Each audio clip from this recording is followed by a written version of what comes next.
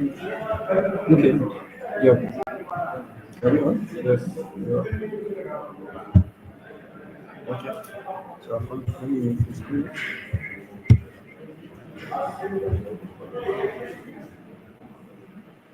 Is it on?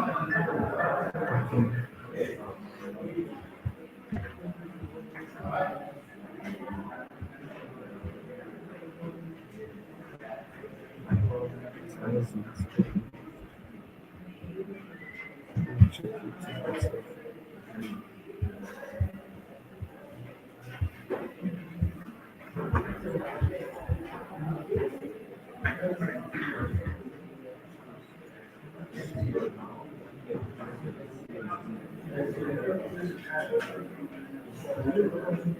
I'm trying to check it to see it doesn't come here. It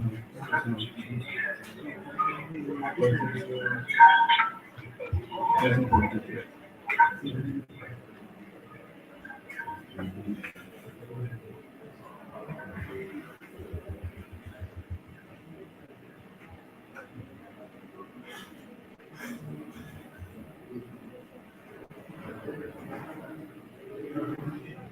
Okay, so let me start the document.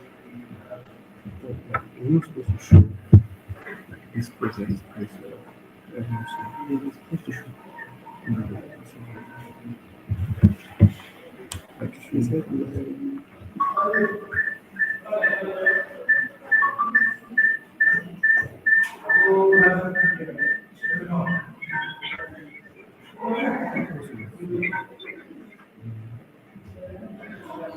No, it's like you can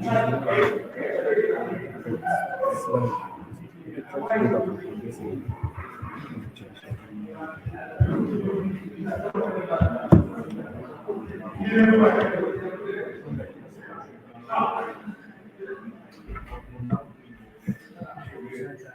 It's moving. Yeah. Try to enter a second slide.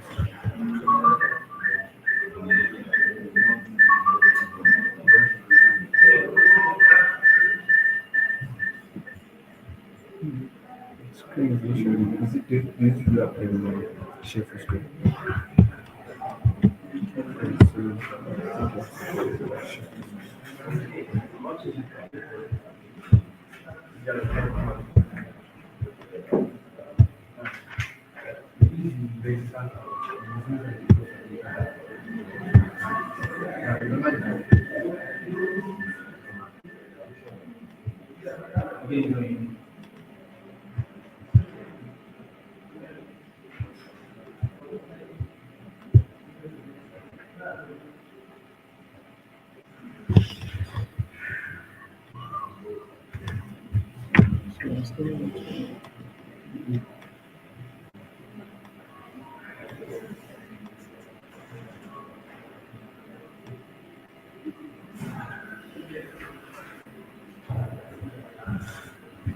Okay, so still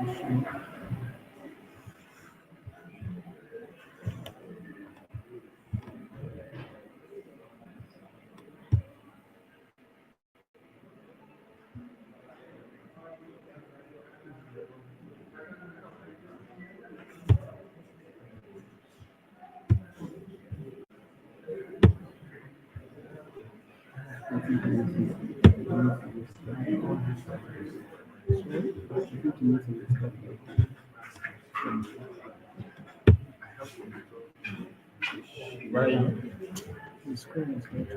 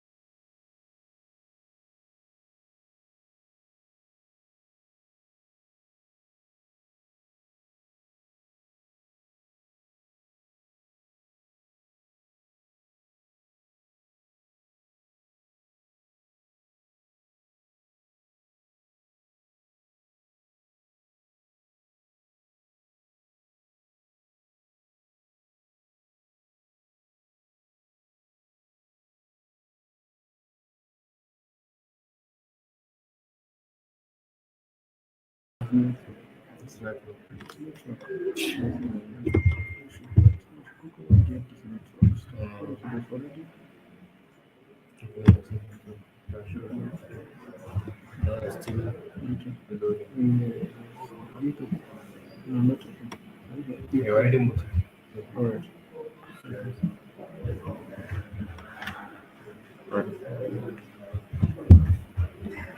Yeah, good morning, everyone. Morning. Welcome to today's session. So this morning we're talking about front end development. So this course is aimed to equip the participants with skills, knowledge, and tools needed to build interactive, responsive, and visually appealing user interfaces.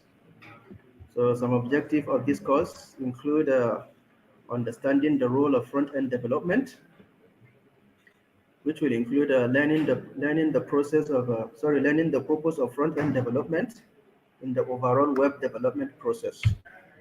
And secondly, the objective of this course is for HTML mastery. The hypertext markup language is for participants to master HTML, learn how to structure web contents using the HTML semantics. Next, we have the CSS proficiency, that is the cascading style sheet. So to style web pages, including layout techniques like flexbox and grid. And then lastly, we have the JavaScript fundamentals, where we intend to make the participants to understand and apply JavaScript to add interactivity to web pages. This course is designed for large audience that include participants with no or prior knowledge or skills in front-end development.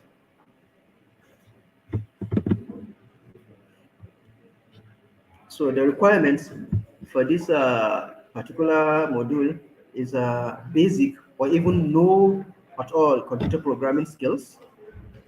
You don't have to have any programming skills. So secondly is for you to have the desire to be a professional front-end developer. Yes, because what we can only put you on track, and then to reach the ultimate in this, you have to put efforts. You have to put your efforts. And then next is the seriousness, which of course you need to invest your time and effort on this. And then lastly, we have English language, because most of the course material, not even most, all the course materials, including the language of instruction and other resources, are all in English language. So with that, we can move on to the course outline. So for this course, we'll be looking at introduction to front-end development. Next, we have the user interface and user experience. Then we have the version control and collaboration, frameworks and libraries, down to styling in depth, the responsive and modern designs. We have back-end integration for front-end developers.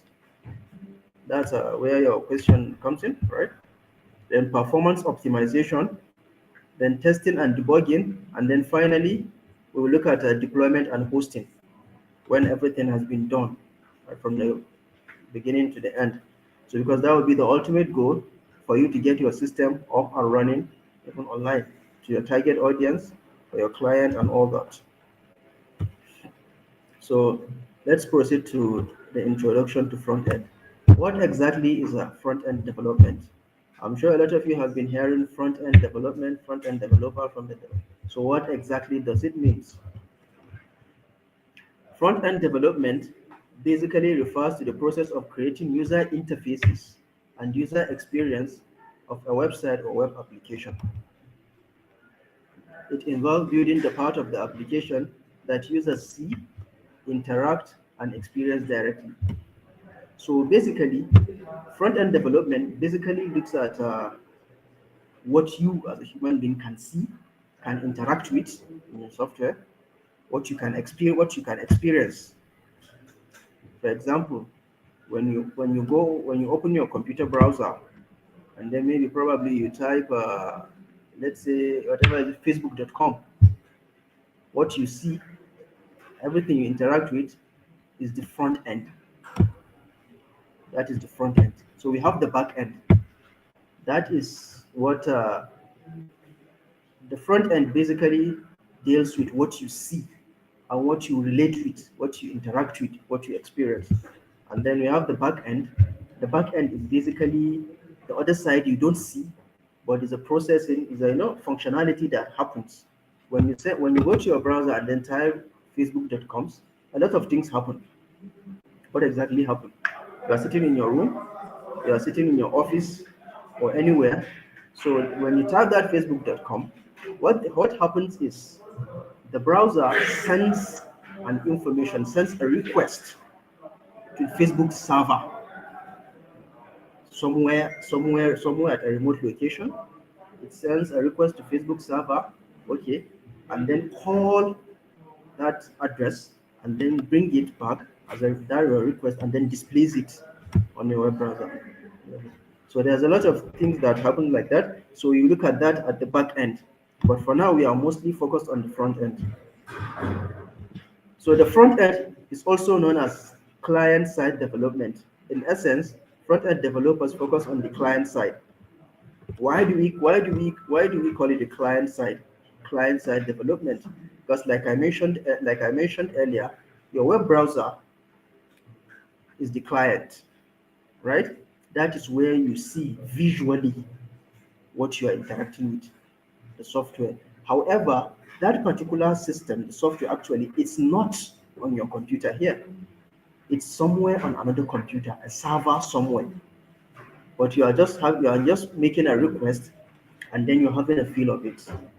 It's actually somewhere else, but you're having to use it here, wherever you are. So that is why. So that is the server. This is the client. Your mobile phone, your tablet, your computer is the client. So, okay, this ensures that websites are visually appealing, functional, and responsive across all devices and browsers. So basically, what the front end is concerned about what you see on your devices, be it a computer, be it a mobile phone, be it a tablet, anything, as long as it receives and send HTTP requests. So that is it. So the key aspect of front-end development includes a user interface. The user interface includes the visual layout and structure, organization of content on your web page. So basically, this user interface, as the name says, is an interface.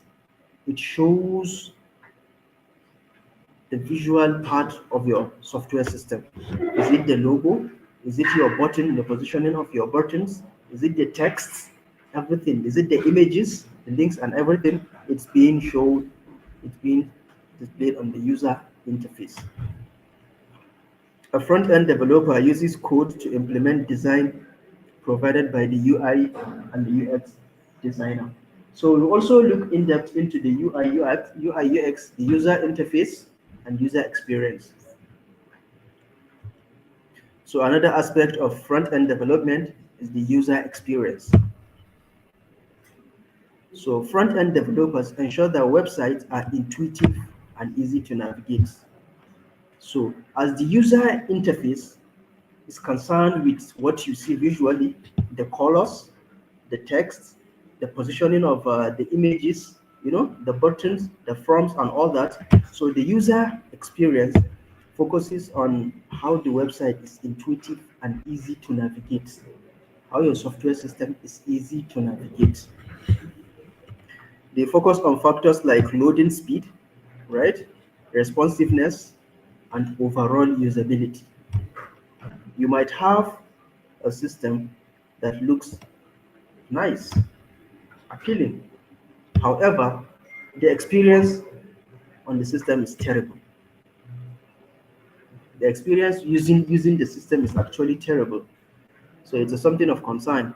So that's what makes the user interface and the user experience in hand. They go interconnected and they form what we call the front end development. The front end. So next we have the interactivity.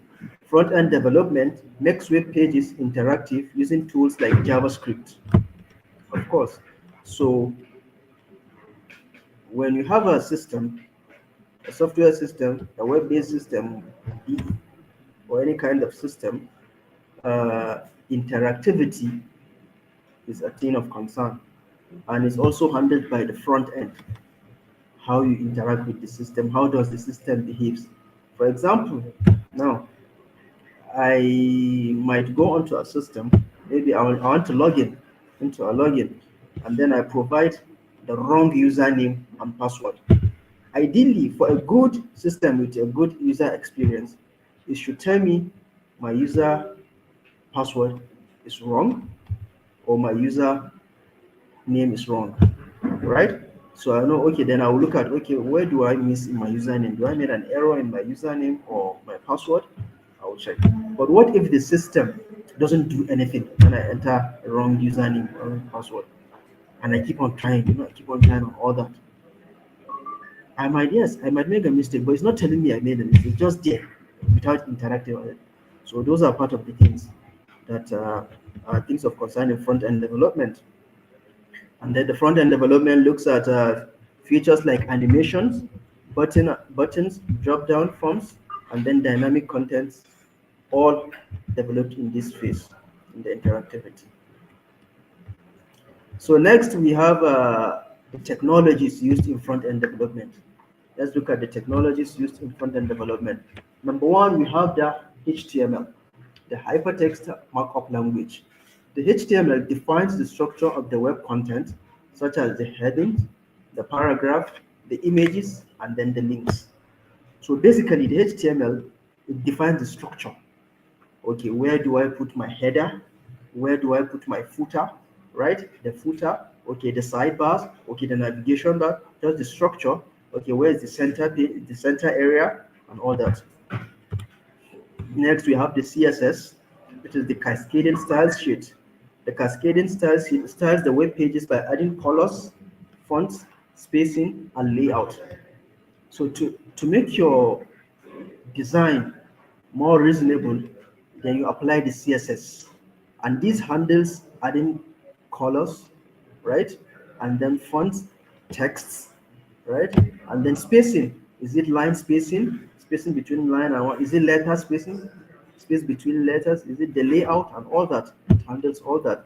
And then the CSS also enables responsive design for mobile and desktop compatibility. So a good CSS design, it ensures that your system runs perfectly fine, very, very compatible on your mobile phone as well as on your desktop computer, the browser. Next, we have JavaScript. The JavaScript adds interactivity and dynamic features like validating forms, toggling menus, or fetching data without reloading the page. So basically, to ensure your system is very, very interactive, it responds to queries, it responds to behavior. When you click on a button, it should do this. It should tell you, okay, you cannot proceed without entering your user. You cannot proceed without entering your username. You cannot proceed without providing source of information. All that is being handled by the JavaScript. That is interactivity and all that. Okay, let's say you are filling a form and then your name is required. Your name is required as a compulsory input that you have to provide before proceeding. So if you, let's say for example, you deliberately or mistakenly try to proceed without providing that, and then the system will have to prompt and hint you that you really need to provide that. All that is being handled by JavaScript. All that. So next, in the technologies, we have the frameworks and libraries. So the CSS frameworks. So for the CSS, we have different frameworks. One, we have the Bootstrap, we have the Tailwind CSS. All these things, they simplify design. They simplify designing and styling of your pages, for your system. Then for the JavaScript also, there are different frameworks for the JavaScript. These frameworks, they include React.js. React is a very, very popular framework, if not one of the most popular frameworks for JavaScript. It is used for web design and development, also for mobile application development, React Native. So all this is a front-end development tool. So they are being used for all these designs for front end. We have Angular, we have Vue. So they simplify complex functionalities and app development. So next we have the version control. Basically, normally when you are working on a complex software project, you don't expect one person to be handling the project. There has to be a team, and this team they have to work together. Everybody might be assigned a task, might be delegated. Okay, you do this page, you do this page, you do this functionality, you do this. So for everybody that is working on that particular system, you have the version control. It's a repository. The version control is basically a repository that keeps track of every activity that has been done on that particular project. The person handling, let's say, the front page, everything he does in the front page, did he change color? Maybe the position of the logo. Okay, he added a button. Everything, the version control system is taking note of that. It's taking note of the date, the time, when, by who also. It's being all that. So likewise, for every member of the team that has done everything on the project, maybe is it adding, is it changing, updating, is it maybe okay, probably we have a functional system that is already deployed working. You want to make some updates, some changes. The version control takes record of that. You can track all that. And for adventure, when there's any error in the development or somewhere, something somehow, and then you want to revert back to the old version, you can easily do that on the version control. That is why it's called the version control. It's a tool that is tool like GitHub are used for tracking changes and collaboration. I'm sure most of you have heard of GitHub. So GitHub is a version control repository. So it's actually used for that. So when you're working on a complex system design, so you should employ that, the use of that. So now let's look at the responsibilities in front end development. As a front end developer, you should be concerned with building and maintaining web layouts and designs. How does the system looks, the layout, the design, that is how it looks and all that. Appearance, right? Ensuring websites are responsive, work well on different devices and screen. It's also a responsibility of a front-end developer to ensure that, okay, this system we are working on, this system I'm developing as a front-end developer, does it work perfectly well on a computer browser? Yes, it does on my computer browser. Okay, how far does it perfectly work well on my phone? Yes, it does perfectly work on my phone. Okay, not only that, on the computer browser, we have different types of browsers. We have Opera, we have Google Chrome, we have Microsoft Explorer, and all that, Safari, Apple Safari. So there are some, because of that, there are some applications, some system you will design, they will perfectly run well on Chrome, but they will not on Safari, right? Likewise, they will run on Safari, but on Explorer, they will not run. So as the front-end developer, you are responsible to ensure that, yes, it works on all perfectly fine. Because somebody else might be using Apple. You are developing your system. You are not developing your system to be used by only you. You are developing it for somebody or for something else for people to use. So you have to ensure that is able to use it. So somebody else might be using Safari, somebody else might be using Chrome, somebody else might be using Explorer. So they should get the same experience. They should have the same feeling. They should have the same, interface and all that. It's very important. So, and then debugging and testing for browser compatibility and performance optimization. Okay, that was what I just explained now. And then collaborating with designers, back-end developers, and stakeholders. So it's also a responsibility of the front-end developers to collaborate with designers. Who are designers? Designers in this case are people that are, let's say, experienced in the design, people that can tell you, okay, about they have the design initiative, right? They are professionals. They can tell you, okay, when you put colors together, what does it mean? What does this color mean? You put this color together. What does this color mean? Okay, when you put this logo here, okay, you can put it here, and all that. They can interpret design. People that can interpret design colors, because I'm sure if you notice something, most social media application they have blue. They use blue on them. What does that mean? So designers are all that, and then they should collaborate with back end developers, because a system, actually presently a web system, have two components. Basically, we have the front end, which is the one we are talking about now, and then we have the back end, and then we have the back end. So the front end, like we mentioned, is only concerned with how the system looks, how the system behaves, how the system interacts, whereas the back end looks at how the system performs its functionalities, right? Okay, how does it move information? How does it bring information? The security and all that, the database administration, storage, and all that. So that is being handled by the back end. So when you're developing system, the front end developers, they have to work with back end developers, because at the end of the day, it's going to be a single system. At the end of the day, it's going to be a single system. So of course, there have to be that seamless synergy integration. So that is why. And then as well as the stakeholders. Stakeholders involve your client. Who are you developing the system for? Who are the people that are providing the requirements for you to work with it, right? As well as your target audience. Sorry, as well as your target users. Who are the people that are intended to use the system you are developing, you are designing? You have to put all that into consideration. Yeah, under the stakeholders. So let's look at some facts about web and app development. When the concept of internet was new, web development was for the most part a purely functional and data-centric endeavor.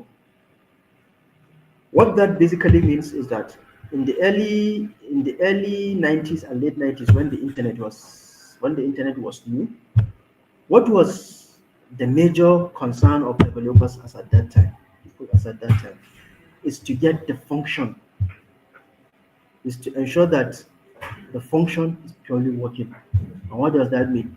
Okay, you can just open a computer browser, okay, and then type in your email and then send your email. Does the email, I sent the email, does the email, is the email sent? Does the receiver receive the email? That was the concern then. That was the concern then. Okay, he sent me an email. Did I receive the email? So that was what it meant. A purely functional data centric endeavor. That was what they are trying to pursue at that time. That was the concern as at that time. Okay, is it performing the function? Right? I want to search something on Google. Okay. Does it return any result for me? That was the concern. And user experience wasn't something that was considered in the early days, and there was not yet tools in place to provide the level of aesthetic and experience is one. So as at that time, even as at that time, the technologies we have now for design, beautification, aesthetics, and all that, they were not in existence as at that time. They were not in existence. So, but today, front end development plays a much larger role in web and application development. The way a user interacts with the data has become a priority for developers. So now we've passed that level whereby the function of the system is the major concern. Now is how does the system looks? How does it feel? How does it feel interacting with it? That is now the concern. If you can still see maybe by any chance how Yahoo looks in early 2000 compared to how it looks now, you see what I'm talking about, like the difference. Even Google, as plain as it is, if you look at it sometimes ago, even that the button, the search bar, how it looks. It looks so, sorry, so ugly, honestly, so ancient. So that is how it is. So now most of the concern has moved to how does it look? How am I going to interact with it? How is my client? How is my target users being able to interact with the system. That has become the major concern now. So why is front end development so important? Front end development is important because of first impression matters. A website's front end determines how users perceive a brand or product. For example, now I have a very, very beautiful and aesthetically designed website, very, very interactive, and you wouldn't even know the first time you come, you'll be like, wow, this looks beautiful. And if I have a lot of information, a lot of things, you might not even know spending so much time on the website. You might maybe intend to say, maybe I wanted to spend like maybe 2 minutes, 5 minutes, but because of how I aesthetically designed it, how it's looking, the information, all the transition and all that, you might end up spending 35, 40 minutes. You that intended to spend just 5 minutes. And then secondly, you might always want to come back to my website if there's a need for you to do that. If it's something that you keep transacting business, you might keep wanting to come back. Like it keeps you coming back. But when the website is looking very, very Asian, very, very terrible, it was like the first time, you're like, wow, yeah. As you just want to do, if it's a necessity compulsory, you just want to do just quickly, just sharply, and then leave. Right? And you don't even want to come back. You're like, it's a fact. It happens. So well-designed interfaces increase user trust and engagement. It increases users' trust and engagement. For example, now I have a business. I'm in the business of maybe let's say hotel and all that. When you see my website, one very, very nice posh design, you'll be like, oh, this person is in business. I can believe I will have a good time visiting this place, and all that. So yeah. Secondly, accessibility. Front-end developers ensure websites are accessible to all users, including those with disabilities. That is another thing, like user friendliness. That is another thing that is important in front-end development. How how do users use your system? Do they have difficulties? Do they have challenges? You have to put all that as a front-end developer into your system, into your design. It should be seamless. It should be stress-free when you're designing, when users have a feel of your system. It should be stress-free. Even people with disabilities should be able to use your system. It should be less free. For example, now there are some phones that do have some sensor, some technology. As a developer, you can do as a developer, you can employ the use of that sensor by whereby when you are reading, the sensors they follow your eyes. You don't need to be scrolling down. You don't need to be scrolling down. So the sensors follow your eyes. When your eyes have reached to the last line, it will keep scrolling for you. It's all part of the UI design, and all that. So yes, for example, maybe you want to query some information. Maybe you've applied for something, and you want to be checking your status. Okay, you want to be checking your status for that particular application to see how far. Every time you go, maybe they will request for your maybe application ID or application number or whatever it is. Anytime you put it, and then you will have to go and then look for a button. Okay, proceed and all that. Why not just maybe enter the application ID and then next, boom, pop ups your detail and then give you what you want. It's all part of the things that you can consider in your design and all that. So next is user enhancing user experience, intuitive navigation, fast loading time, and interactive features improve user satisfaction. I'm very sure you will all agree with me on that. So you cannot just maybe at least let's say a user will create a website and then put the navigation somewhere, hit the navigation somewhere else. I want to navigate on the website, but I want to move around within the system, the site. But then I will have to be looking at where is next button, where is back button, where is scroll up, scroll down, make everything at a glance. At a glance, the user should be able to say, okay, here is everything. If possible, if possible, the user should not be even need to be trained to use the system. And then another thing is fast loading. I'm sure you agree with me. Speed is very, very important to you. time. Your time is very, very important. When I'm designing a system, and the system before it's load, before it opens a page, before you can navigate around, it takes so much of your time. It can be annoying and very, very frustrating. Sometimes you might not even want to continue with what you are doing or even go back. You might get so hungry. So fast loading time is something that is being considered in your design. You should always be considered because your design determines that too. You should be able to enhance on that and then interactive features to improve user satisfaction.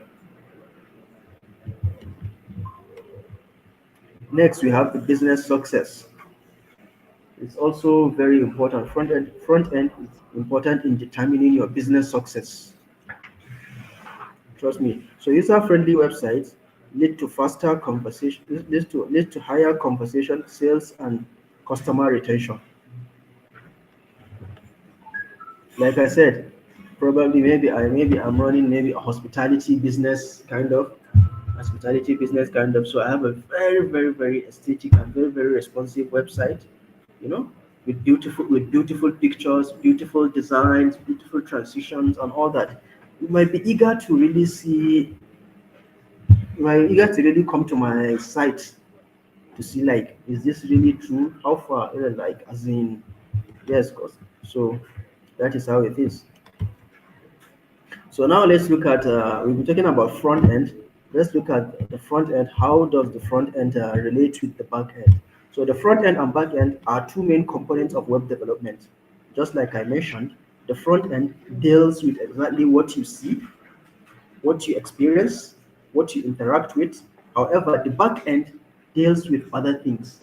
So we'll be able to see what are those things. So the key difference is in the aspect of focus, the user interface, sorry, the front end focuses on user interface and experience.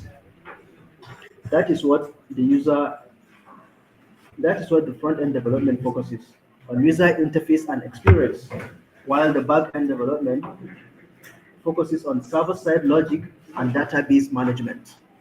So basically, what this means is that, mentioned earlier, the front end focuses mostly on what you see, what you interact with. However, what happens behind,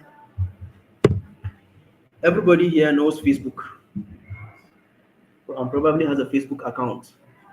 So how you chat with people on Facebook, how you search for friends, how you send friend requests and all that, how you post everything, like what happens behind that process. That all happens. When you search for a friend, everything, then that particular searching, the sending of requests or the receiving of requests and then the sending of message, everything, what happens behind that is the back end, right? Whereas the front end is what you see, like what you see, the images, like the images, the pictures, even the images you see, they are being shown to you from the back end. They are being fed. It is the back end developers that wrote the logic to get the images, right, and then to display to you front end. So there are two components. There's a front end. There's a back end. There's a front end developer that the front end developer that developed the design. What you are seeing, the blue Facebook logo, the images, your icon, your name and all that. And there's another developer, the back end developer, that did all that coding. When you search for a friend, let's say you search for a friend's name, the name the name will now, there's a request that will be sent from that your interface to this Facebook server. We'll go and enter Facebook server, go into Facebook database, we'll go and look up for that name and then fetch the details of that person's name and then return it. It's a tedious process, but everything happens within seconds. So yes, and then the primary role of front end development is to build interactive and visually appealing pages, while the primary role of back end is to handle data storage. Okay, like I mentioned, data storage, processing, and security. Okay, security basically means that how is the system prone to hacking, right? Like, you'll be hearing cyber security, hackers there, hackers here. You have a bank account, and most of you do online banking. So yes, so all that process, that your account is being secured from hackers and all that. That is the work of the back end. Nobody should have access to your account if not you. Everything is encrypted. So that is the work of the back end. You have the back end developers and back end development. And then when it comes to language, for the development that is used to be develop this, the HTML are used, the HTML, CSS, and JavaScript, they are used for the front end development. Almost all, if not every website you see on the internet, all of them, no matter how beautiful they are, how aesthetically beautiful they are looking, and all that, it's HTML, CSS, JavaScript. Yeah, that are used for that. Even every portal you see, registration portal for whatever job recruitment, everything being handled by that. And then for the back end language, you have JavaScript, Node, right? Node.js, and then we have Python, we have PHP, we have PHP. They are the ones that handle mostly all the processing at the back end. Behind the interface you are seeing, they are the ones that take care of that. We are going to look at all these things further in this course. And for frameworks, for front end, we have React. React is a framework of JavaScript. It is used to develop web applications, and yeah, web applications and system. For example, like I said, maybe job recruitment portals, you see, other business portal, e-commerce websites, and all. You have Angular, Vue, Bootstrap. So when it comes to the back end, we have the Django, Express, Ruby on Rails, and others. And for the outcome, in aspect of outcome, the front end focuses on what users see and interact with, while for the back end, what powers the functionality the users rely on. You see? So the outcome of the front end development is what the users see and feel, and then the back end, what powers the functionalities. So what does this two mean? So basically, let me take an e-commerce website, for example. We have Alibaba, Konga, right? And Jumia and others. The products that you see, the display of the products, the details, and all that are being handled by the front end, right? It's what you see, how you interact with it, everything, the animation at the front page, when they are doing bonanza, you keep seeing some pop-ups, price reduction and all that. That's the front end stuff handled by JavaScript and CSS. And then when you want to search for a product, right, then that's where we probably talk about the back end, the functionalities. Okay, you've searched up for a product, you've selected a product, you want to make a payment, you've entered your card details. All that is powered by the back end development. Everything is being powered by the back end. And in the aspect of collaboration, so the front end developers usually work with designers, like I mentioned, and then the back end developers.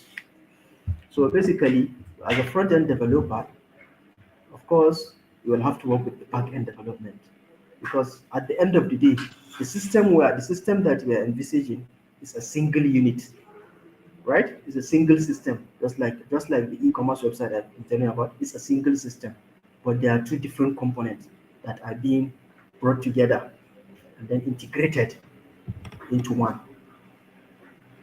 The back end and the, for example, it's just like a car. Very good example: a car and the engine. When you fire the car and the engine, so the back end is the engine. Meanwhile, the front end is the body of the car, right? But there are two different components. So in one. So that is how it is. And then when it comes to collaboration, of course, the back end developers will work with front end developers and database administrators. So because most of these back-end processing, like sending requests to the server and then receiving requests. So when you send it, of course, it's going into a database. Like the e-commerce website, they are being powered by a database, a server, and inside that server, there's a database. It is the database that holds all the entire items you see there. Their item name, description, price, everything is in the database. So these back-end developers too, they work in collaboration with the database administrators. So let's look at front end and how the front end and back end work together. Even though I've said a little few of it. So the front end collects user input and send them to the back end, right?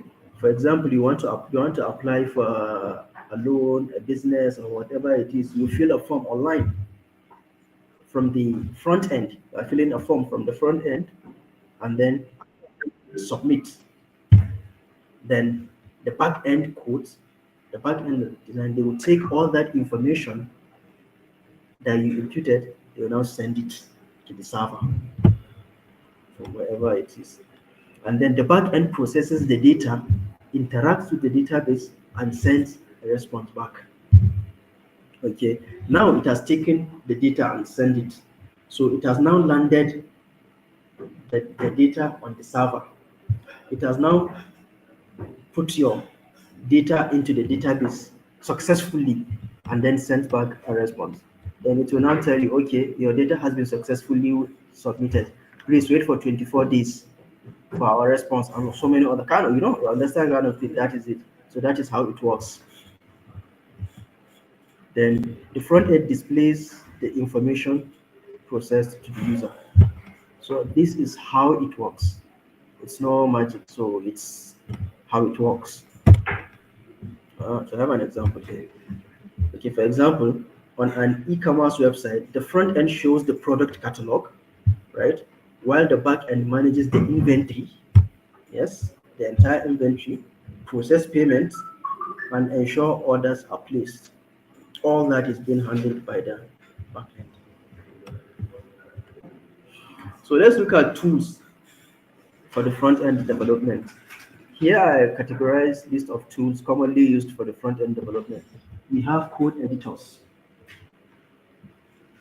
So basically, code editors are just normal, like Wattpad, Note++, Visual Studio Code, where you write your codes, where you write your HTML code, the CSS, your JavaScript, right? You write them from scratch, as at those days we used to write everything from scratch, but now things have changed. And then we have okay, for example of the code editors, we have the Visual Studio Code. Yeah, it's actually a popular choice. It's common, and it's still one of my favorite. Actually, I do most of my work with the Visual Studio Code. So we have the Sublime Text, we have the Atom. There are a lot of more. There are a lot more. It depends on your choice. What you want to work with, what you're comfortable with to work with, what you've been working with. It's your choice. There are a lot more of them. They are just example. So, and then we have the version control. Like I mentioned earlier, the GitHub, it's a repository that tracks what the works you have been doing, the changes and everything, keep tracks and everything. So that is it. So it's the GitHub, the Git tracks changes in code. It hosts repository for collaboration. So basically, maybe when you're about 7, 8, 9, any number of users that you are maybe developer, maybe it's a very, very complex project. You guys are four in a team, four front end developers. You can use Git. All of you can be working concurrently, and all of you will just be seeing what each other is doing. So, yeah. Next on the tool, we have the browser developer tool. So this browser developer tool, however, when you are developing your front end application system, of course, you have to be testing to see how it appears to the user, how it appears to your client, how does it behave, and all that. So you'll be running them on the browser. So it's not advisable for you when you're just developing a web system to just be testing on Google Chrome. If you're able to get a Mac, try Safari, try Internet Explorer to see how it behaves. Because from personal experience, I've been developing something with Safari. However, whenever it's being run on, whenever I run it on Internet Explorer, it doesn't. It keeps behaving one kind. It doesn't give result. It doesn't even interact. So I thought it was a code. I thought it was a bug. I've been spending a whole lot of time trying to look for where the bug is. I was spending so much time. It was later and I discovered it was browser compatibility. So I now have to go back to the JavaScript, the CSS and all that. Do some do some tweaking. It wasn't a code, so it's better for it to be, check Opera if you have Opera, and all that. Just check because the users at the end of the day might be people that are using different browsers. Somebody is in Akwa Ibom using Chrome. Somebody is in Maiduguri using Safari. Everywhere, even across the globe. Across the globe, you want your system to be very, very portable. Like what I mean by portable, like it should be available to every user at any time. So yes, so you don't want to limit it to a particular place where it cannot be used here. So that will bring down your success of your system actually. So next we have the frameworks and libraries and the tools. So for the CSS have different frameworks, have varieties of frameworks. Part of this, for example, we have the Bootstrap for responsive design, and then we have the Tailwind CSS. The Tailwind CSS is a utility first CSS framework. So it gives the Tailwind CSS gives advanced styling, gives very, very advanced styling and animation transition to to your systems and all that. So and then we have the JavaScript libraries and frameworks too. So we have the React.js, very, very, very, very awesome JavaScript library. One thing with React is very common and very popular, and advantage of that is anywhere when you're working with React, anywhere you look at, anywhere you turn your head, you're probably going to get a React developer. So when you're stuck, you have somebody. You always have somebody to, yeah, somebody to guide you, somebody to wake you up, and all that. That's one of the advantage of using technology that is so common. Rather than you might get stuck in a project, in a certain project, and then you don't know how to go forward, and then there's nobody to put you through. There's nobody to assist you. It happens. There's nobody to assist you. But when the technology is common and very, very frequent, when you get stuck, you can easily say, I need some help there. And then somebody will say, let me look at it. Oh, because you cannot know it all.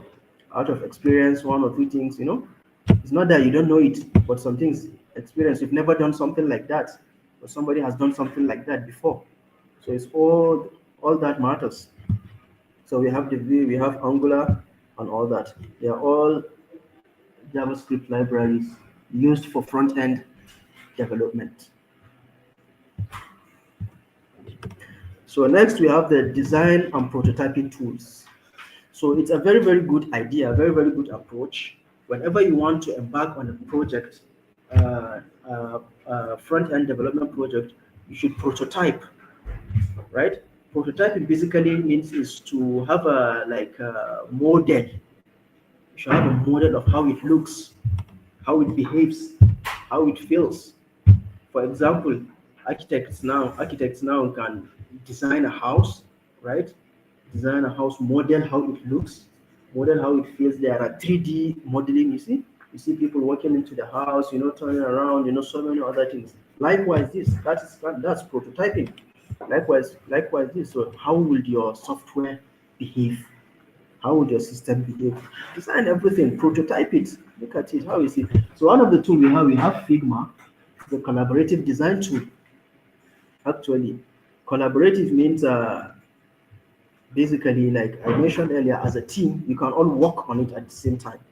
Okay, this person is designing the profile page, this person is designing the whole page, this person is designing the dashboard, all at the same time. You can prototype it to see how it looks, how it feels, how it behaves, how it interacts, right? All that. So you can check Figma.com. You can check Figma.com. Yeah, it's an online tool. You know that we have Adobe XD and we have Sketch. So you can prototype to see how your. And then next we are looking at the trends in front end development. So front end development is constantly evolving with technologies and practices to enhance user experience and development and developer productivity. Of course, the entire IT industry evolves rapidly, like I can even say on a daily basis. When you lag behind for some time and you sleep for some time, you'll be left behind, right? When you wake up, you just find out that you are left behind, and then there will be no business for you. So to stay in business, of course, you have to keep up with the trend, right? So here are some of the top trends shaping the front end development. One is component-based frameworks and libraries, like the React, Vogue, and Angular continues to dominate the front end development. So these libraries, they are in high demand across the globe. Like, yes, you might be a front end developer, right? You might be very, very good, but you don't know these technologies. You are not using them. You are still using the old technologies. So probably yes, a lot of companies will say, "I want a front end developer that is developing with React." They will not look at you. Yes, you're a front end developer, but they will not look at you because what they want is React. You know Netflix, right? I think Netflix is developed with React. So there's this. So there's that. There are other frameworks. There are other frameworks. So that is one of the trend. Like there are some technologies at some point in time they're in high demand. So you should be, of course, look at that. So these frameworks allows developers to build reusable modular components, improving code maintainability. That is part of their advantage. They improve code maintainability and scalability. Next, we have the server-side rendering and static side generation. Tools like tools like Next.js for React and Next.js for Vue are increasingly popular for faster page loads and better search engine optimization. Server-side rendering and static side generation enables content to be pre-rendered, reducing reliance on client-side JavaScript and improving performance.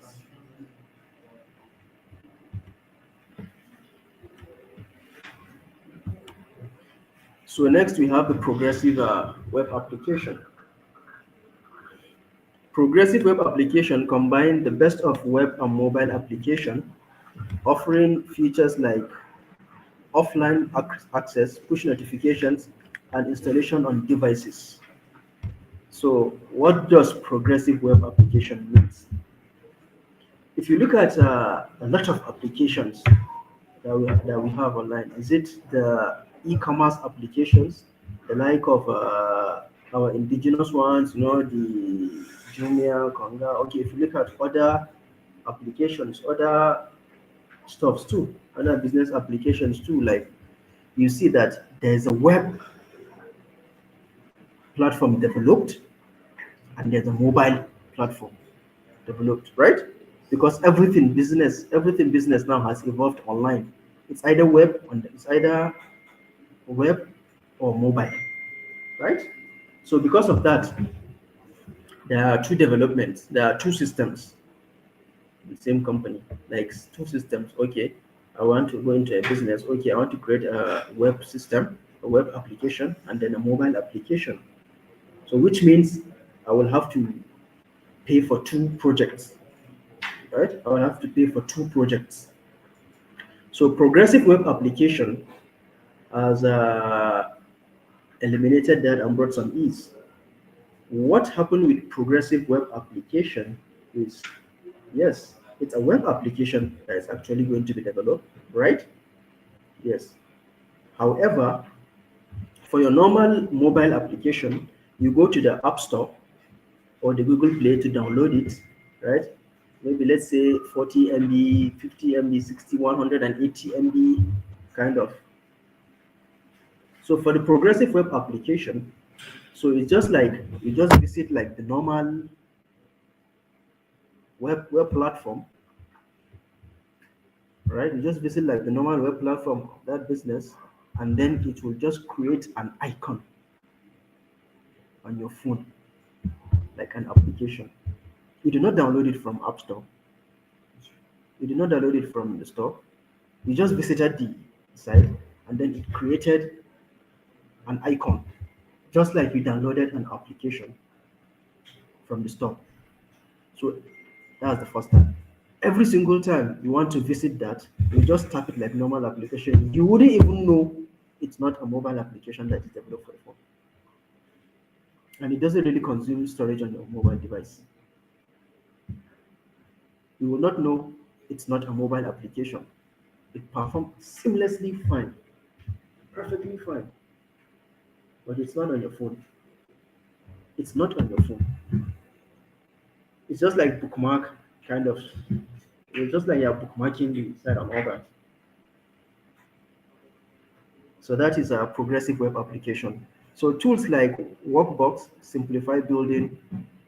So you see, this has brought some ease, to businesses rather than paying two developers, because it's you cannot. It's not all the time. Maybe probably you can have a developer that develops both web and both mobiles, both web and mobile. Because probably you might have to have somebody that specializes in mobile to develop the mobile application for you, somebody that specializes in web to develop the web application for you, and you're going to pay them. You have to pay them both. But when you go for progressive web application, probably you're just paying one developer, you're paying less, and then you're killing like two birds with one stone, kind of. Yes. So we have a motion UI and micro interactions. Animation libraries like Framer Motion, GSAP, and Lottie are widely used to create engaging, smooth animation and transition. So micro interactions, example like button hovers, loading animation, enhance user experience, all this one. So you see like the motions and the transitions and the interactions of the system are something else. Because the kind of transitions we do have sometimes now, you might be looking at them as some image, it will transit without you even knowing. That's how sophisticated and how good the transition is. You might be looking at something, it will transit without you even knowing. You'll be like, at some point, it will like try to play with your head. You'll be like, seriously? It will start making you doubt yourself, self. The way it will transit without you even knowing. You're looking at something, but it will change without you even observing anything. And you're looking at it too. So those kind of things, they will even make you start doubting yourself. You'll be like, am I this thing? So and all that. Yeah, the kind of and then the advancement in CSS. CSS keep advancing, changing. There are different versions advancing. And this CSS, remember we said it's the one that keeps handling the design, the styling, the aesthetics of your system and all that. So it keeps changing. So CSS in JavaScript solutions like emotions and styled components allow for dynamic styling directly in JavaScript. Modern CSS features like grid, flexbox, and clamps are now widely adopted.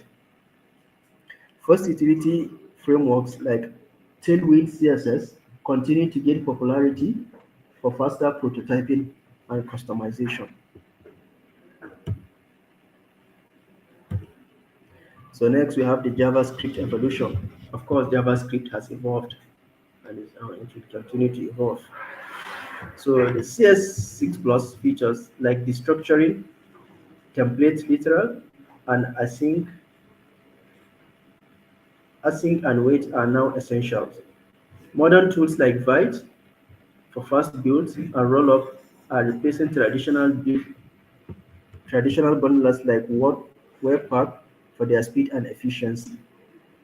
In front-end development, this is one thing that will never be overemphasized, which is speed and efficiency. Like we mentioned, time is of essence to anybody. Even if you don't have anything doing, once you get on a very slow system that is not fun, at some point it tends to frustrate you. Some people can have patience, but some others do not really have patience for things like that. So that is it. And then you have a single page application. I don't know whether some of you notice when you visit a particular website, you see that yes, there are links, there are navigation, okay, about us, contact us, you know, our gallery or so many other things. However, but when you click on it, it just scroll down somewhere else on the same page. It will scroll down or it will. So that is a single page application. So every single thing, every page on the on the system, on the website, on the design is on a single page, right? But there are links that will link you to different part of it. There are links that will link you to different part of it. So single page applications continue to grow, but with enhanced focus on avoiding drawbacks like poor SEOs and slower initial load. So why do we have them? The reason is they improve, like you said, slower initial load. When it loads, when that kind of system load, that kind of application or website loads, let the network go. You can do what you want. Fine, right? Because it has loaded everything onto the client. It doesn't have to, whenever you click a particular link, it doesn't have to send a request again and then expect another response before it goes. It will just be within the client. It has already loaded everything. So hybrid approach is combining a single page application with SSR. Example in Next.js are common. So and then another trend in the front end development we have is the dark mode and theme customization. I don't know whether some of you noticed. Now almost every application you use, it, yeah, it has a light theme and a dark theme. Every application you use, it has a light theme and a dark theme. So this provides users with dark mode and custom themes, right? And it is becoming a standard requirement for every application. It has become a standard requirement for you to change your theme to suit what you want. It might not really be the dark theme or the light theme. There are other themes you can change it. So front end development handles that. I would like if you develop an application for me that I can choose my theme. Of course, everybody can then personalize it. Yes, I think that will increase more rating. Not really more rating, like more likes, like more people will like to interact more because I've personalized it to what I like. So I'll be comfortable anytime I go in. So I will always like to go on it. CSS, that is cascaded style sheet variables and frameworks like the Tailwind CSS makes implementing these themes easier. So the CSS, the Tailwind, it makes implementing this easier. The themes, the light and dark mode. When you want to do it, when you employ the use of the Tailwind CSS, you can create the light and dark mode, and other themes for users to personalize their system. And next, we have the sustainability and green coding. Sustainable web development practices are gaining traction, focusing on reducing energy consumption through optimized code and design. So, what does this mean? So, basically, when the process of development, because you are in the process of development, usually you tend to do some, let me say, you tend to do some errors, right? Some trial and errors, and then some really indecisive activities. So probably there might, at the end of the day, when you are done with the project, there are some codes that will not be of any need.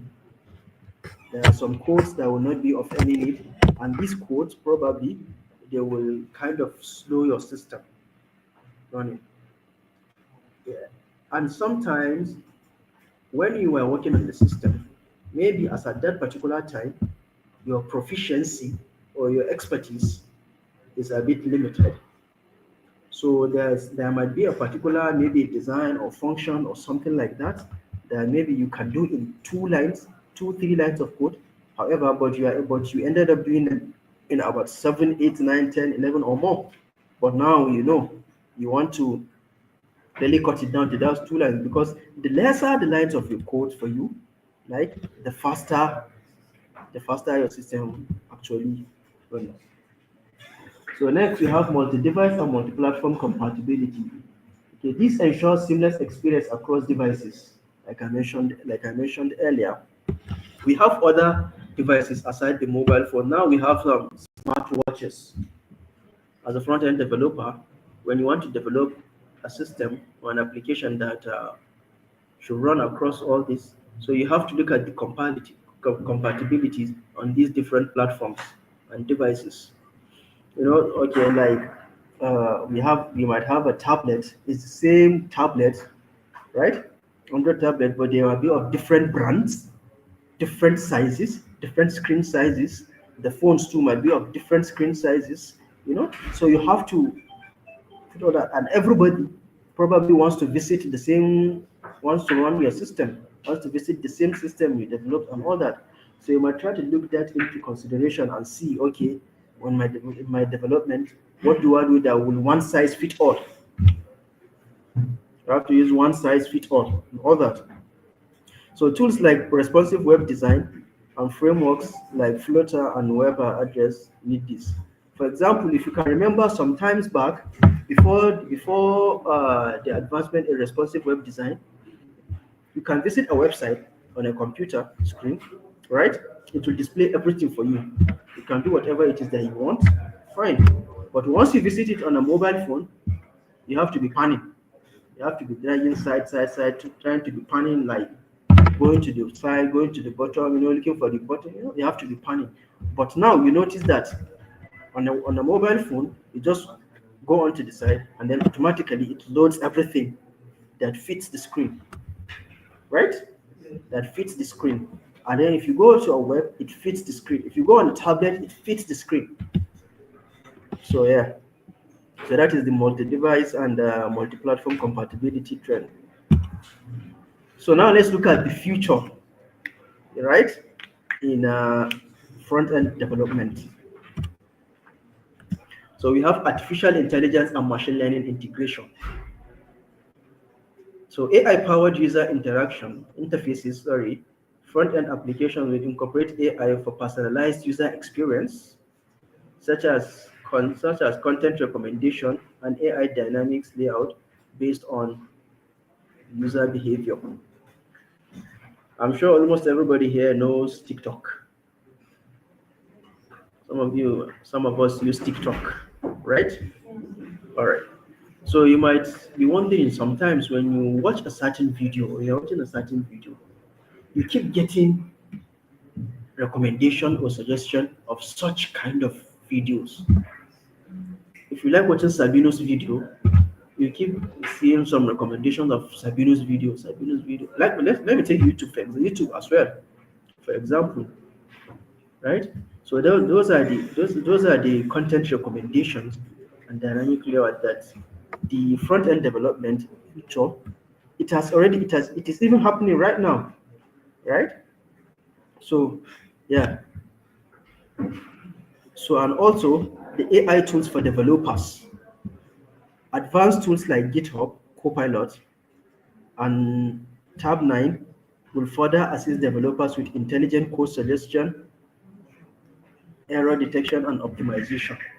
So back then, when we started learning software development and all that we are doing, we used to write every single line of code on the text editor I mentioned to you. Is it PHP? We open Notepad plus plus. We write Angular bracket, comma, PHP, open bracket, and all that, HTML, CSS. We do all that right from everything from scratch.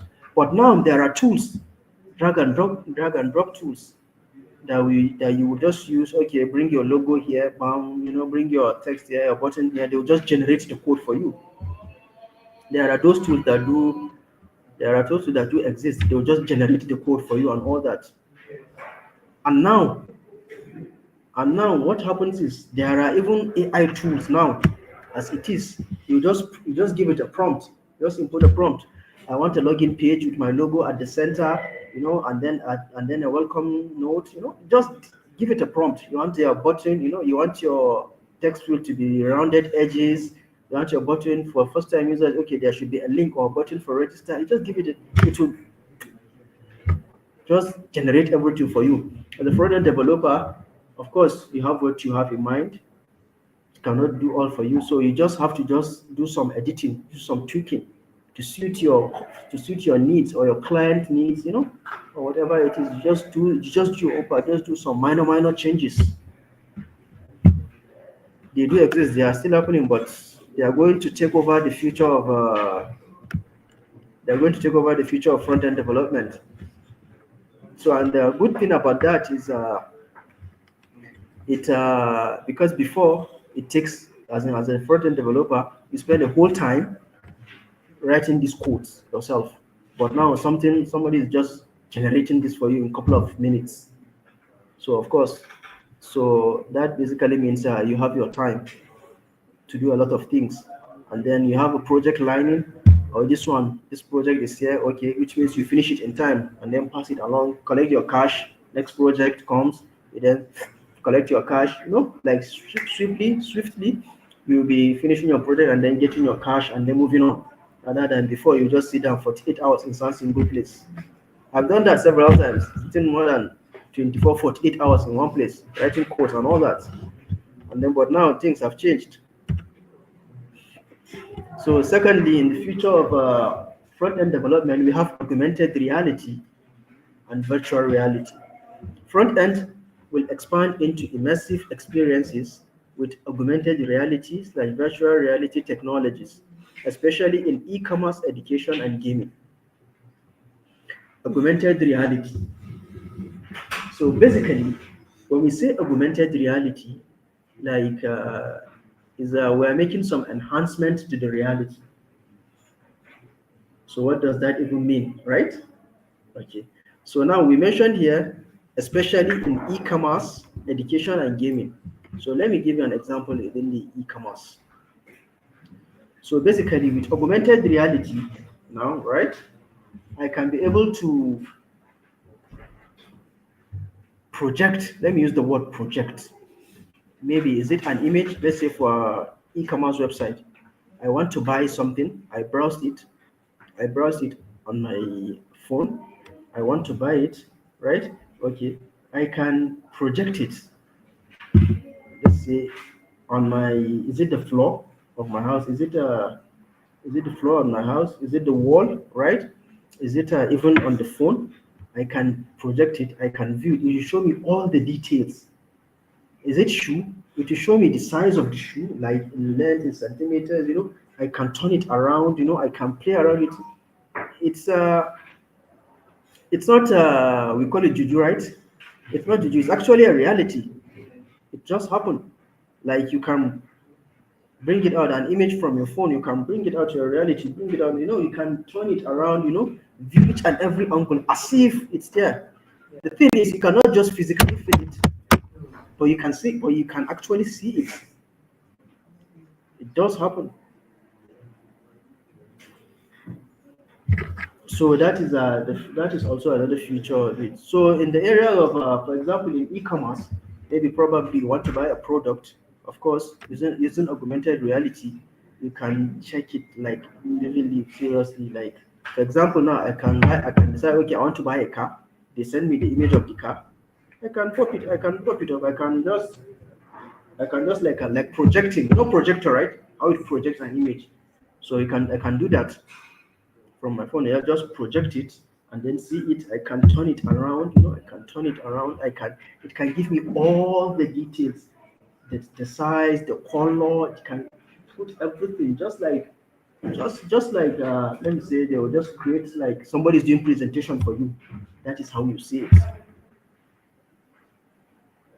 That is how you see it. You can play around with it, turn it, for your screen. It will show you every single detail, the size of the tire, the size of the bonnet, everything. It will measure everything, like give you all the details. If, for example, there's a dent in the bumper at the end, you can go there, you can zoom it, you can turn it, you can go around it, play around with it. Anyhow, that's augmented reality. It's a reality actually. It's because it's happened. I've seen it live and direct.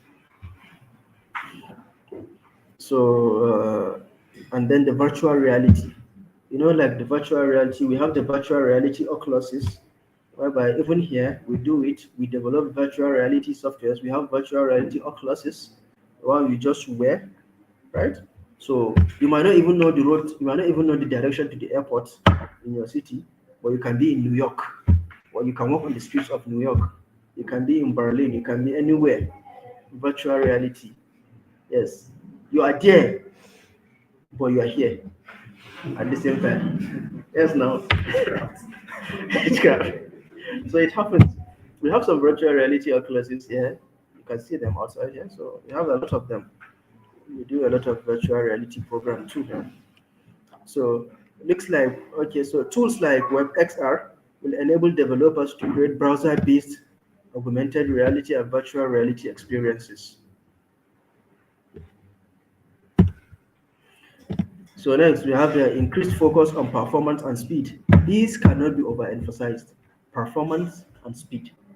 Performance and speed for everything. Even if it's a car you want to buy, you're always looking at performance, right? Speed. I think for ladies they don't really mind about speed, but they also mind about performance. Every single thing. So in IT, the systems we're always looking at performance and speed, no matter what. It's always things to consider. So users demand instant load times, right? And speed interactivity. Sorry, and smooth interactivity. Technologies like the HTTP3, CDNS, and edge computing will make it easy. We make it we make this possible. Prefetching and pre-rendering contents using frameworks like Next.js will become standard. So still on the trends in front-end development, there will be the rise of no-code, low-code platforms. Just like what I said, tools like Webflow, Bubble, and EditX will enable non-developers to create complex front-end development. So this basically means in the future, like even people that are not skilled in anything front-end development can develop. For example, you want to start your business, you want to develop your own system and all that. So, and then you don't have enough capital, and then you think you have the time, you can just sacrifice some days, and then with these tools, you can design your system. So the only challenge you will have now is to get a back-end developer. That is the only challenge, is to get a back-end developer. However, for back-end development, you can create the front-end system, right? Everything the front end, you can develop it, and then you can get a back-end that will do the back-end work for you. But that has reduced cost for you. That has reduced so much cost for you. So developers will work more on customizing this platform rather than coding from scratch. So now there's no need to code from scratch. So all those coding from scratch we just did them for experience. Now even if you are teaching, we don't really, because that was waste of time. That's really waste of time. So the life has become easy and it's becoming easy. So why stress? Go with the trend. So we have 3D graphics and interactive visuals. So 3D experience is powered by 3.js and Babylon.js will become more common, especially in e-commerce and design-heavy industries. Interactive 3D products display will revolutionize how users engage with online shopping. So what we mean by 3D graphics and interactive, for example, now most of the image you see now on what's it called, the e-commerce website and all that. Anyway, they are mostly 2D because they are just pictures just taken and then put. So in future of front end development, the images, because now we have virtual reality, we have augmented reality, they are all 3D. So now is the 3D is can take the image, we can view any angle we want in 3D, in the front end development. Any angle we want, we can turn it around, play around, see the edge. Because now it's just a 2D image. You just see the image, just bam, the way it is now. You can only zoom to see it bigger or smaller. But this with 3D, you can rotate it, right? You can roll it, you can play around with it, you can turn it upside down. You can do all that. You can do all that. So yeah, so it's a future trend, and it's not that it and as a future trend. It's not a sorry, it's a trend actually. It's happening. It's not just so common, but it's coming up. Gradually, gradually, gradually. So common career rules in front end development. So we have the front end developers, which of course they are in high demand across the world. Front end developers are in high demand. One is because, of course, every single day there are systems being developed, there are systems being improved, right? There are systems, problems always. We are we're in a world of technology. Digitization is taking over everything. So every day, new systems, new softwares, new systems, everywhere technology. So because of that, and mind you, like we mentioned, the UI UX is very important. The user interface and user is very important. So now it's not only the functionality. So that is why front end developers are in high demand. That's the word. And then because the front end developers focuses on coding the UI UX design, and then we have the UI UX developers. They too, of course, they are in high demand. Work on enhancing the usability and aesthetics of the application. And then we have the web designers. People they design the web, design layout interfaces, but may have some overlap with development. And then for the front end developer, you can specialize in any of the React JS front framework, like the React, Vue, Angular, and all that. Because when you specialize, it gives you even more upper hand. Because with the current trend, because I've seen some applications, sorry, is it what do I is it they are calling for applications? Let me say that, or request, whereby you see we are looking for a front end developer, even on LinkedIn and all that, that is the front end developer in React. You see it a lot. Okay, a front developer React. JavaScript. Some organizations specify your area of expertise because you cannot do it all. So about our software, there is some trend. So because of that, you have to keep yourself up to date. Because today is React, tomorrow it might not be React. Because yesterday it was not React. These technologies, our technologies in this area, they do change. They evolve rapidly. So it's good to be afloat with the current trends and all that. So yes. So if you specialize, it's good. However, if you have the chance, if you have the means and all that, try somewhere else. Don't just put all your eggs in one basket. You say, right? If you know React, if there's a new one, try to know another front end development framework too. And all that to be a nice one. So there's usually this should I say confusion between user interface and user experience, the UI UX, because I've received a lot of questions on that. So now we are going to look at the difference. We are going to look at the user interface and the user experience, and then see how they interact, as in how they relate, and then their difference. So user interface and user experience are complementary disciplines in design, but they serve distinct purposes and focuses on different aspects of how users interact with the product. You see, they are complementary disciplines in design, right? But they serve distinct purposes and focus on different aspects of how users interact with products. So now, what is user interface? That's the question. So user interface focuses on the visual design and interactive elements of a product. The visual design and interactive elements of a product. That is the concern of user interface. When you on your computer, what do you see? Right? What do you see? You see the icons, when you go online, or maybe when you go on your system, what do you see? The buttons, the icons, and everything. That is user interface. The color, the texts and all that. It encompasses everything a user sees and interacts with on a screen. You interact with a button, right? By clicking the button.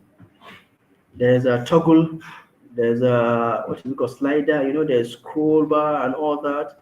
All those are part of the user interface.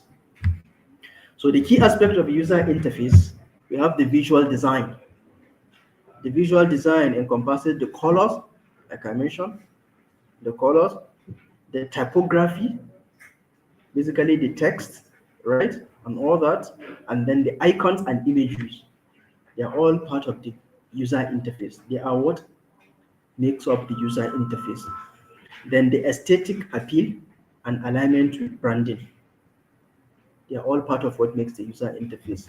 Your logo, where you keep your logo, the text on your website, the footer, the buttons, and so many other things, the links, they're all part of the user interface, aesthetic design. And then interactive element. The interactive elements are the buttons, the slider, the input field, the drop down, the check boxes. Those are interactive elements. They are called interactive element because you interact with them.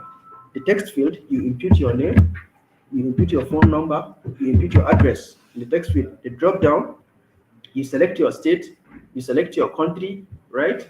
You select your gender, all those kind of things. Then the checkbox, then you select your options or your areas of interest or whatever the case may be. Those are the checkbox and the rest. So the interactive elements, they ensure smooth user interactions, right? For example, hovering over effects. If you're hovering over a button, probably maybe the button should darken or lighten in color, and other the animation, when you click next to another page. So all those are part of the user interface.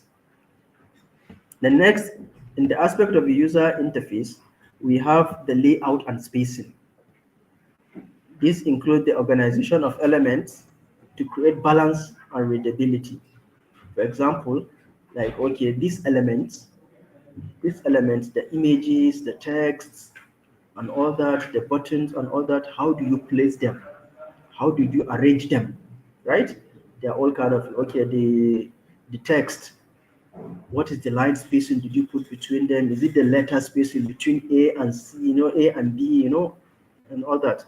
So the use of white space to avoid clutter. Then consistency, very, very, very important in your design. So consistency involves the use of uniform styles and pattern across the entire application. There should be uniform design, uniform styling. For example, your footer from your entire system, maybe your footer should be the same. If not your footer, maybe your header should be the same. Not okay, your logo on the first page, your logo is on the right, the second page, the logo is on the center, the third page, maybe the logo is on the left, or maybe in between, yeah, and yeah. You should have a very, very consistent design. Yes. So uniform styles and patterns across the application. And then we have the use of design system or frameworks like material design or bootstrap.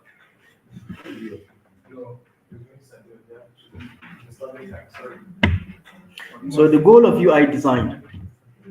So the goal of UI design include creating creating an aesthetically pleasing interface.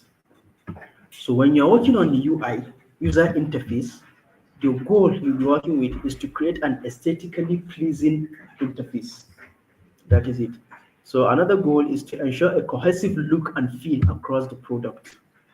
So when you're designing a software system, your product, so it should have a cohesive look and feel across the entire product, right? So your software here is what you call the product. And then the goal is to make interactions intuitive and visually guided. So now let's look at the user experience. What exactly does it mean? What does the user experience mean? Since we've looked at the interface. So the user experience focuses on the overall experience a user has when interacting with a product. It ensures the product is usable, efficient, and enjoyable. So the key aspect of user experience include user research, understanding the target audience, the need, and pain points. So what does that mean? User research. For example, you are trying to design a product, software system, but you must have a target audience. Who are your target audience? You must have to know, because don't assume based on your exposure, or let's say educational level, or based on your tech. Don't assume everybody is up to your standard. Don't assume that. Try as much as possible to go to the barest minimum thinking. Because, for example, now you want to develop a system. For example, let's say for you want to collect a data from the masses, right? From the people on the streets, maybe regarding their demographic data, or they're trying to do some research and all that. You don't expect the people on the streets to be the same as you when it comes to interacting with the system, right? So you have to look at that. Who are using the system? Okay, is the people in the market people. You don't expect them to. Okay, it's the people on the streets. You don't expect them to be the Okada people, Keke and all that. When you're trying to you just look at that. Is it the security at the gate? Maybe you're developing a security system. They should look at their level of course, you should look at their level of education, qualification, their exposure and all that. Just put that into consideration. So you just have to put that. So that is understanding the target audience, their need and pain point. Then creating user personas to guide the design decisions. So next we have information architecture, structuring contents and navigation for easy access. When you are designing this system, don't go and hide your navigation bar, navigation somewhere, or next button somewhere that the user might have to go and be, where is this? And I want to go to the next page, or I want to go to where do I find the make everything visible at glance, make everything understandable. If you really have to use images or icons that are easy, or maybe you really have to put some labels to either say, okay, next button and all that, just try as much as possible to make your design, at a glance, very, very easy, simple, and user friendly to understand. So, designing logical flow that guides users towards their goal. So, for example, like now, okay, I want to design a form that collects data, right? If I can really do that in a single page, why do I waste your time and energy for you to fill in three pages, doing next? I should look at designing the system whereby all the information I will need, if possible, I'll put it on one single page, right? Just know how I can just put it in one single page, rather than, okay, you have to put your personal information in this page, then next, then work experience, next education, you know, all this kind of, then next upload document. But if there's a possibility, I can just put everything together. It's better, and then it saves a lot of stress, a lot of time, and all that. And then when I press OK, when I press submit, when I press submit, you should if for example, your name is a requirement to proceed with that submission, and then I did not put that name. Of course, it should tell me, okay, my name also is required to proceed with my to make the submission. Yes, should be able to do that rather than just telling the user there is an error, right? There's an error. Some one field is not. There's an error because you did not because your application is not complete. That's not fair, as in, so I will have to go from. But if you tell me that so place is not, I should be able to say, okay, I'm going here and all that. So interaction design, crafting seamless workflow such as onboarding or checkout processes. For example, like the e-commerce websites, maybe the airline website where you want to buy ticket, it should be seamless. It should be, yes, very very easy process. Maybe direct, straightforward. I should not be stressing you with, I should not be stressing you with, okay, put your information and go to the next page, provide your card details, go to the next, I should be able to make it seamless for you that in just 2 3 seconds you should be able to get everything done and then move on to other things. Everybody is busy. Everybody has everything to have something to do. Well, minimizing friction in completing tasks. So that is what another aspect of the user experience is ensure is usability and accessibility, ensuring the product is easy to use for all, including those with disabilities. And you should always consider those with disabilities when you're trying to design a system, adhering to WCAG standards for accessibility. And the next aspect is testing and iteration, which include conducting usability tests to identify issues. So what basically this is conducting usability test. Okay, now you've designed your system, right? Based on the way you want to design it. So, but of course, you are not the one that's going to use the system because you did not design it for yourself. You designed it for others to use it. So when you give those orders, those users to use the system, when they tell you, okay, I think this should be this, I think you should do this, I think this should be this should be, listen to them, and then if possible you can do it, then do it because they are the one that are going to use the system. If your target audience are not interested in using the system because they have some issue with it, then you have a failed system. The system is as good as useless because for example now you have an inventory business. Sorry, you have a big supermarket, right? And then you used to use a hardcover note and then biro to be writing your stuff. And then I brought a system for you, an inventory system. I say, see, you can use this thing now to digitize the work. But yeah, but at the end of the day, after using the system, we discovered, okay, the calculation of your sales, the calculation of your sales, it's rather than maybe it's saying 18,000, right? If we 18 comma then 000.00 bar, then the zero will now come before, then it will be now three zeros. You're not telling me to adjust to correct this thing, right? So that the kobo will be like dot 00 bar. That's how it's supposed to be, right? The kobos. And then I'll tell you, no, just forget it. You can use it like that with the three zeros. In time, you know now, because that is a very big danger. They are prone to error now. So, and that will make you at one point not interested in the system because there might be some error and your money can be involved. So, of course, when the user tells you do this, do it because the system you did not design it to use it. Like I said, you are being paid to develop it so that somebody will use it.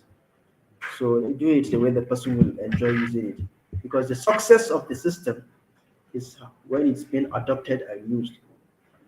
That is another factor that is being determined to say your system is successful. Is it being used? Is it being enjoyed? And all that. So redefining design based on user feedback. When the user tell you do this, just do it. Just do it the way they want. That is just it.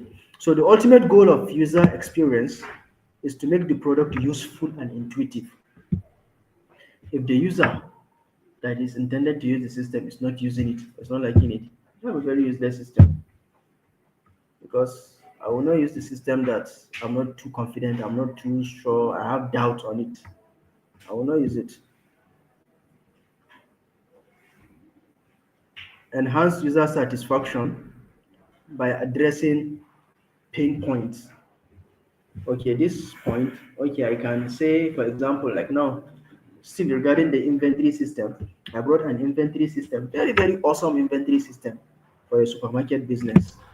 However, the calculation doesn't really calculate. I have to come and after inputting everything, the inventory taken, I have to come and calculate. I have to bring calculator again to come and calculate the sales and everything. Still, that system is very useless. I rather stick to my old hardcover note and biro and continue my manual ways because I've been doing that for more than 10 years. I'm used to it. Now you're bringing something foreign to me to say, and then you're still trying to. It's not even giving me the satisfaction, the convenience, and that. So yeah, ensuring the product meet both business and user need. That is it.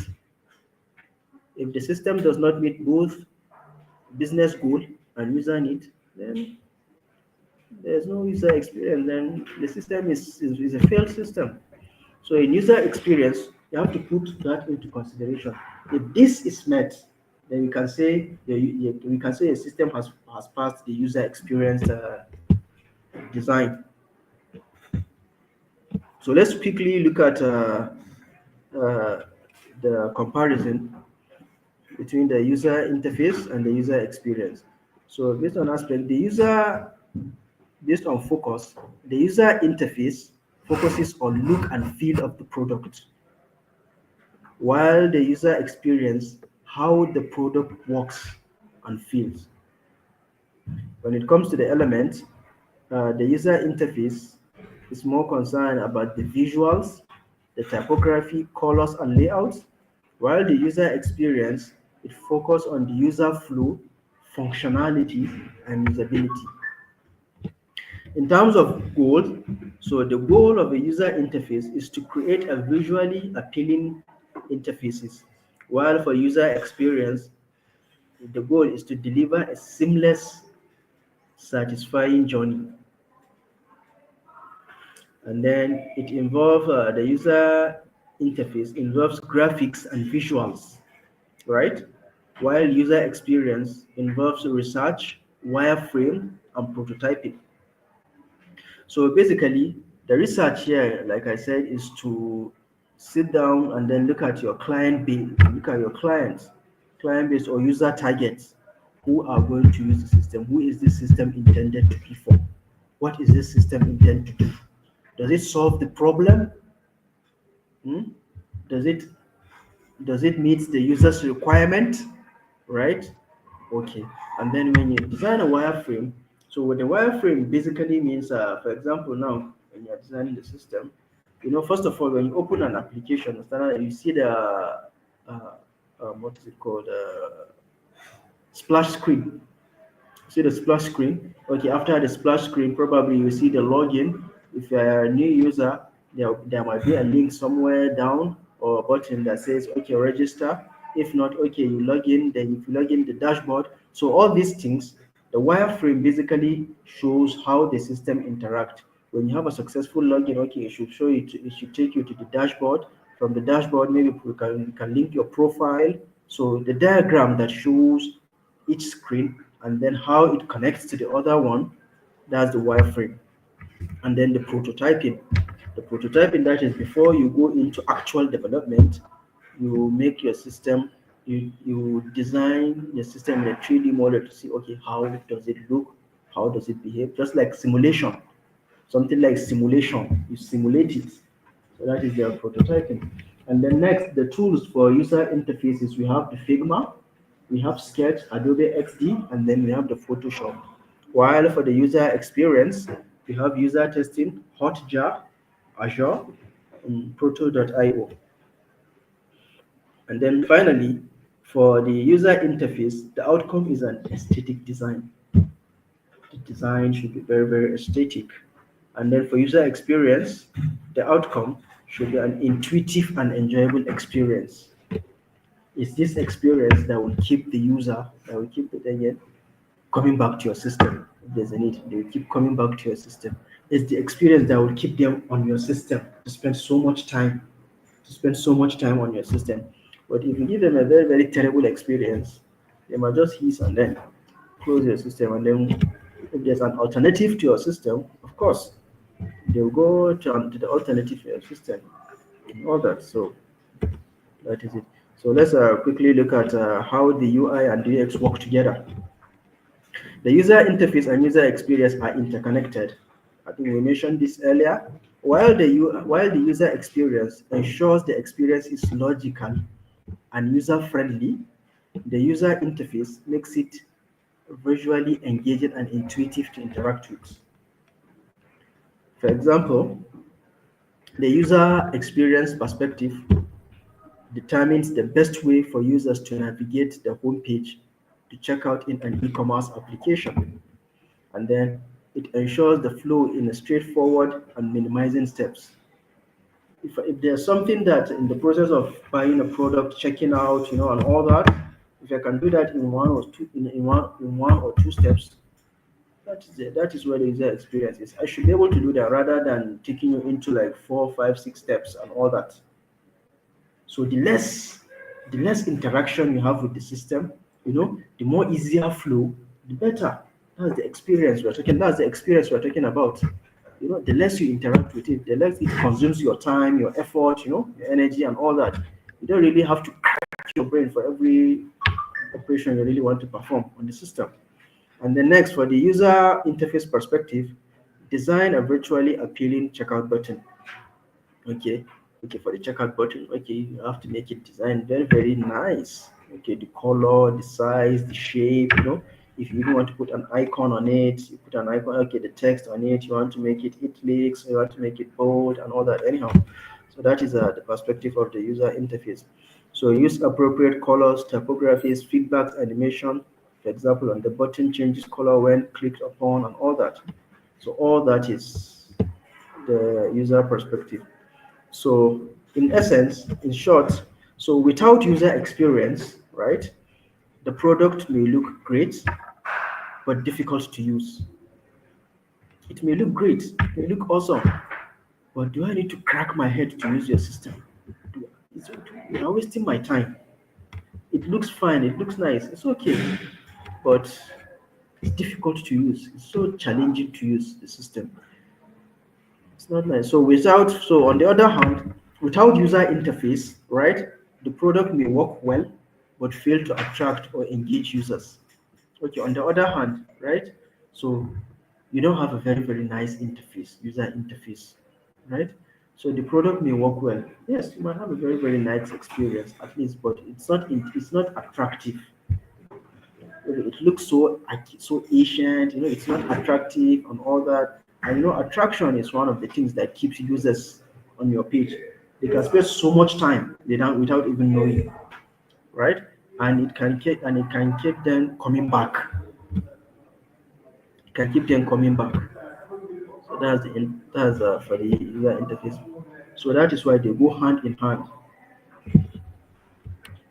So let's quickly look at UI and UX in practice. So the deliverables for user interface is just high fidelity design, right? And then style guides and design system, and then interactive prototype showcasing visual elements. And then for UX deliverables, we have a user research report and personas. We have wireframes and low fidelity prototypes, and then usability test results and flow diagrams. So I think thank you very much. So for this particular class, we've come to the end of this. So probably in the next class, we will continue from where we stopped. So we are surely going to look at all this English we said today. We look them practical. Yeah, we look at them practical. So we engage you in task and then in some practicals that we'll be doing here. So like from the core syllabus, so we continue from where we stopped today. So please, if there's any question, please, we'll lecture. I think. Okay, Yes, sir. sir. My question is, you see, I've not been able to log in on the new platform, even the old one. So I don't even know what is actually going on. Sometimes I see people talking, some will say things like, I tried to use my email, my phone number, which is they give it to me here. but it's still showing me invalid. So I don't know what. You mean the online platform that? Yes, yes, yes. I know some of us will be traveling, will Mm, not be around. So, absolutely, we prefer to anywhere we have so that we partake in it. absolutely. Okay, I'll look at that. Don't know the person that is in mind, but I'll look at that. I'll surely give it. Okay. My question is it possible to use two or more frameworks in developing particular systems? In developing a particular system, you use two or more frameworks. Yes. Yes, you can. Okay. You can. Absolutely. So that, but that will depend on, let's say, should I say, yeah, you can. Let me not say expertise level. Let me not go there. But you can. It's possible. For instance, I'm using Bootstrap, I'm just want to use Yes. another Yes. Absolutely. Do we have any other? Okay. Mine is about mine is all about the platform for Okay. the assignment. Yeah. Initially you said Google Class, and then you now said it's not Google Class again. We should use Teamwork. So yes, there's a platform we just It's like that one that me I opened it, I tried my dashboard is not displaying any of the material. Okay. Actually, what actually happened is initially we wanted to use Google Classroom, but there was a limitation to Google Classroom that we didn't know. So the Google Classroom cannot accommodate more than 250 participants, and we have more than 800 participants at the moment. So that was why we quickly, I think that was done in a couple of days. We quickly brought up the system, the platform they're talking about. So it was actually a rush work. We quickly brought it up so that we can accommodate all the students, all the participants. Okay, so does that mean because I did the first assignment in the Google Class. So does that mean that that one is cancelled? No, no, no, You no, have to do it again. no, no, no, no, no, no, no, no, no, Okay. no, no, no. It's just for me to do Yes. the second assignment Mm. and the third assignment. Just second and the third. Yes. Actually, of the last class and this one. Okay, yes, I will get you this one. For this one, I'll make it available. The last class, okay, I'll talk to the facilitator for the last class so that we will put it off. Excuse. Sorry, what tools are we going to use for the